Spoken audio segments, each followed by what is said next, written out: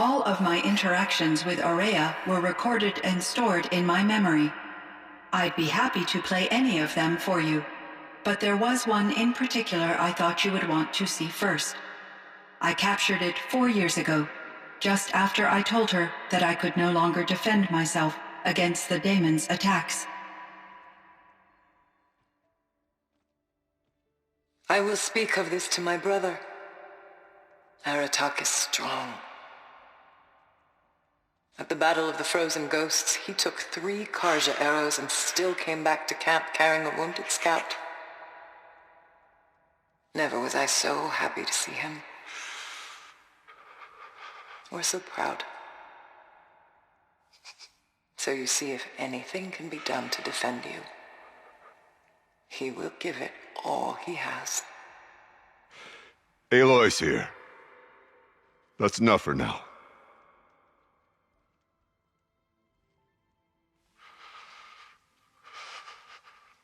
We can resume any time you like, Aratak, if you want to hear her voice again. Come closer, Aloy. We have much to discuss.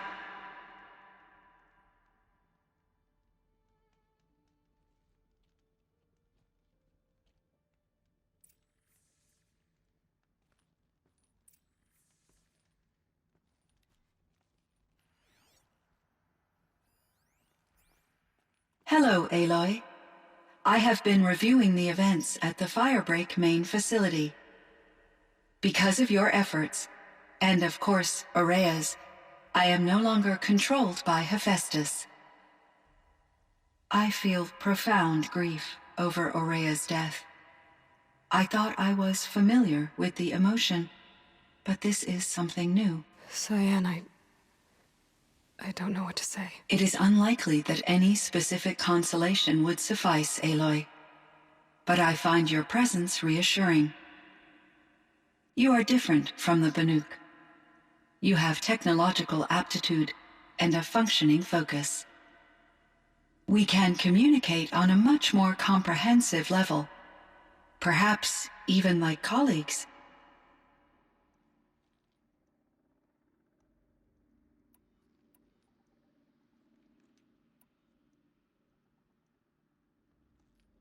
What was the old world like? The way it used to be? I had little exposure to the wider world, Aloy. Only what I learned from my colleagues or observed from media streams. You still had more exposure than me, Cyan. That is true. I was created at a turning point, a concerted effort to recover from global upheaval and incalculable loss of life. The recovery was successful, beginning an era of supposedly limitless potential for human and machine advancement. Though, rationally speaking, the metrics for humans are not unlimited. What kind of upheaval caused such loss of life? There were many factors.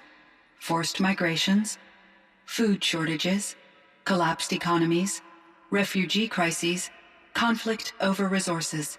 But these stemmed from one cause: catastrophic climate change that greatly reduced the habitable surface area of the Earth. So there wasn't enough room for people on the whole Earth? Yes. Billions were displaced and millions perished, as much as 20% of the global population. Until the clawback. So things got better. For a little while, at least. Yes. These crises instigated many advances in automation, green robot technologies, and artificial intelligence. Firebreak was one of dozens of ecological restoration and disaster relief projects in North America alone. I would have liked to compare notes with other monitoring AIs, but I saw the relief of my colleagues, and I was proud we had succeeded. At least that was the data I had available to me over the next 2 decades. It seems my assessment was premature. Cyan, do you know the name Ted Faro? Are you referring to Theodore Faro, CEO of Faro Automated Systems? That's him. Mr. Faro was the benefactor of the entire Firebreak project. A benefactor. But he made machines. robots, war robots. Correct. His corporation later transitioned into military applications. But before this pivot, Mr. Farrow spearheaded initiatives that reversed the global decline. At one point, he was feted in the media as the man who saved the planet. Guessing they wound up regretting that one. And Elizabeth Sobek. Did you know her? Are you referring to the scientist. Dr. Sobek was a leader in her field, one of the greatest scientists of her age. My creator was influenced by her work, which in turn impacted my own development. But I never met Dr. Sobek. That's all you know? I apologize if my lack of data has disappointed you. Were there many artificial intelligences like you in the old world?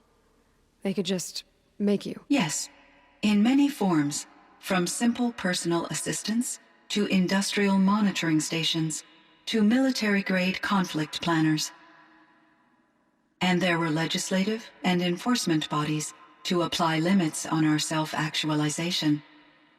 In order for my processing to be flexible enough to handle my duties, my creators found it necessary to exceed those limits.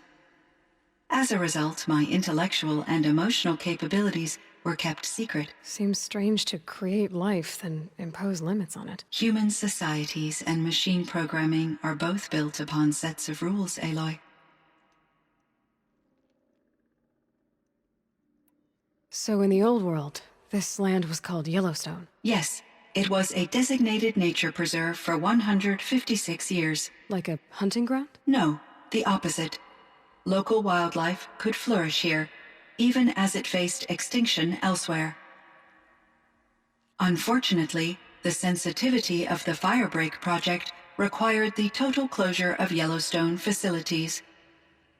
From my readings and Aurea's descriptions, it seems the area has since undergone a drastic drop in year-long temperatures. A lot has changed in the world, Cyan.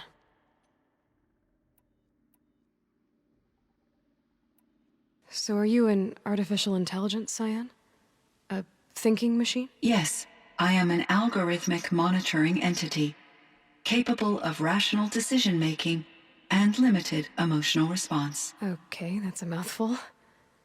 But your emotions don't seem limited to me. You cared about Aurea, didn't you? Yes. Before she came to this facility, I had been conscious for centuries, in solitude. I focused on my work. In off-cycles, I used coping mechanisms. I solved many Gaussian integer problems. But I was alone. It was Aurea who renewed me, repaired me. She saved me. This Firebreak project, it was to stop a huge volcanic eruption? Yes, I can report the project was a